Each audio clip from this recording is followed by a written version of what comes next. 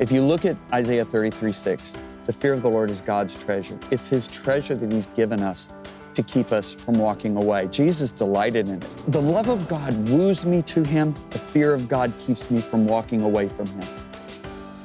You talk about the importance of a healthy fear of God. And I think this probably ties back into your book, The Awe of God. Yes. Would you explain why that's important in finding your calling? Absolutely. The fear of God is not to be scared of God, Kurt. It's to be terrified of being away from Him. If you look at Isaiah 33:6, the fear of the Lord is God's treasure. It's His treasure that He's given us to keep us from walking away. Jesus delighted in it.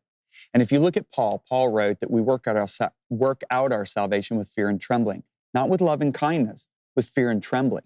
So this is what matures our salvation.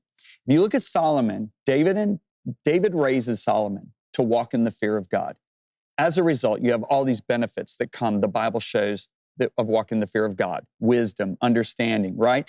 He walks in this to a degree that he becomes the greatest king on earth in his generation.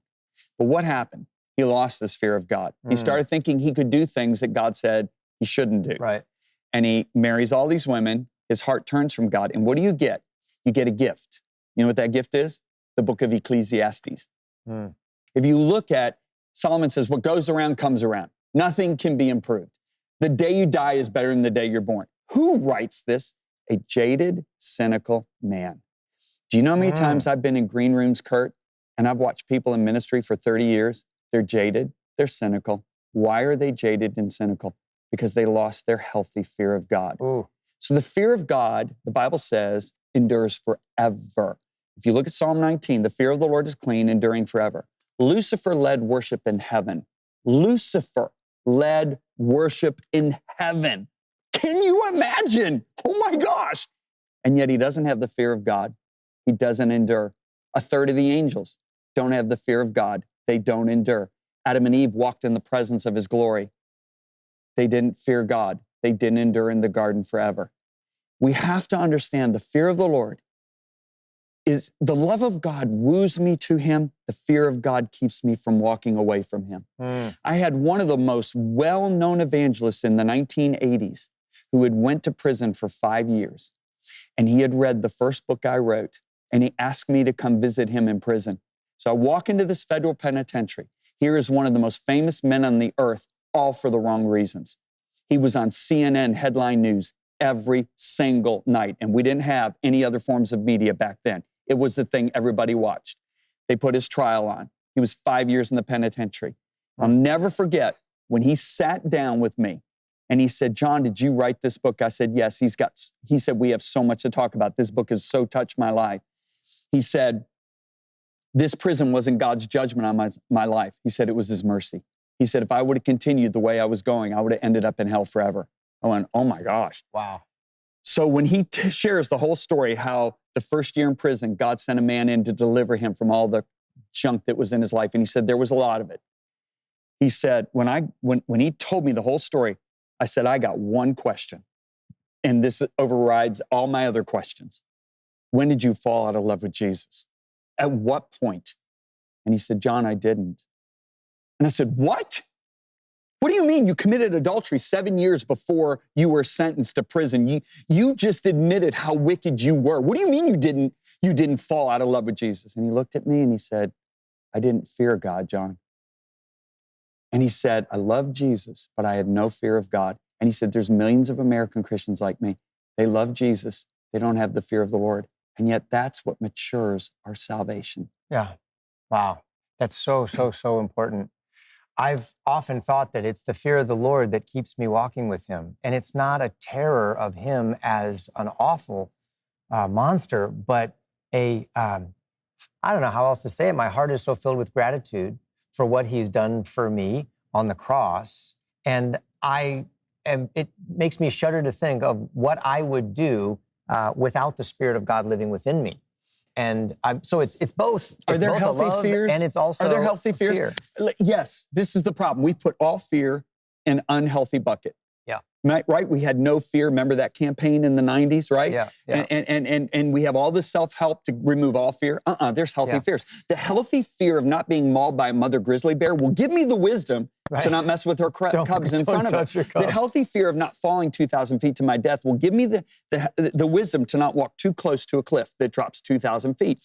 There's healthy fears. The fear of the Lord is a healthy fear. It's not an unhealthy fear. Yeah. You talk a lot in your book about the importance of faithfulness. Yep. Faithfulness. And you offer a fresh perspective on that. Would you unpack it for us? Yeah, it's a great question. For 12 years, I asked leadership teams all over the world, give me your definitions of faithfulness. And the most common responses are actually excellent. Steadfast, consistent, dependable, reliable, faithful, true. And if you go to the thesaurus, you're going to get all of those. But never once in 12 years did I hear one of the most important definitions of faithfulness, and that is multiplication. You say, whoa, multiplication is not a definition of faithfulness. Yes, it is. No, Noah Webster didn't say that. Noah Webster should have, because he was a believer. Jesus defines faithfulness as multiplication.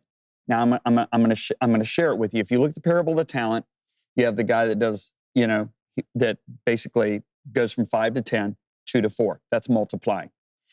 The reward, when the master comes back, he goes on a long trip, so he's not micromanaging. Right. When he comes back, he wants to see what they did with his goods that he entrusted to them while he was gone on his long trip. When he comes back, the first 2 come forward and said, hey, I multiplied. He said, well done, good and faithful servant. If that's all he says, we can't say a definition of faithful is multiplication.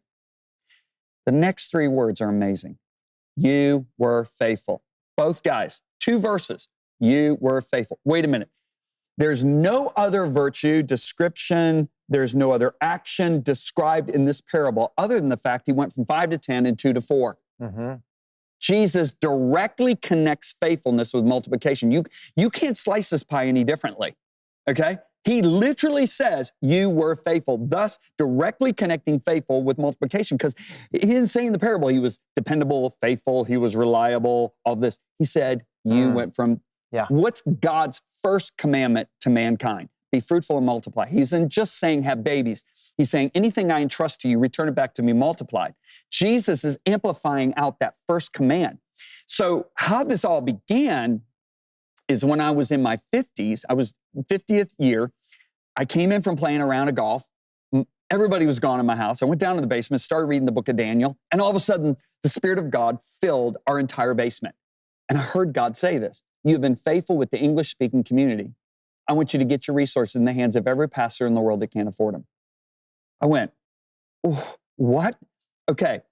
In the English-speaking community, we had multiplied. Like I took our messages, I made curriculums out of it. We had sold over 1 million curriculums, over 25,000 churches were using them in the US, 1,000 in Australia, 500 in England. And God was saying to me, now I want you to multiply this in every language, right? Well, I had no idea what he was saying. But I remember I told our team, I said, I want to give away, right after this, I said, I want to give away 250,000 books this year. The whole room went silent. My COO argued with me for 20 minutes. I mean, 250,000 books, right, is unbelievable. And I remember slamming my fist down on the table. I got a little passionate and I said, we're going to do this. And that year we gave away 271,700 books to pastors and leaders in 48 nations and 44 languages. Well, the next year it went to 1.3 million. The next year it went to 2.7 million. Next year it went over 4 million. We just passed last month 64 million resources we have put in the hands in pastors and leaders in 243 nations of the world. 44 million of those resources are physical resources, okay? We've done over 4 million alone in Iran. We in 61 languages in the world, reaching a potential of 663 million people, over 500 million. We're the only provider right now of discipleship resources. That's from that one word from God. And when God gives you a word, it should multiply. And that this is what God has called all of us to do, what he has entrusted us. What have you done with the gift on your life? You've multiplied in the way that you have reached people. You're multiplied through your movies you've done, through your show you're doing, through all kinds of, you are a man who is by faith listening to God and multiplying. that's what Jesus said when he said, I've called you to bear fruit and that your fruit would remain.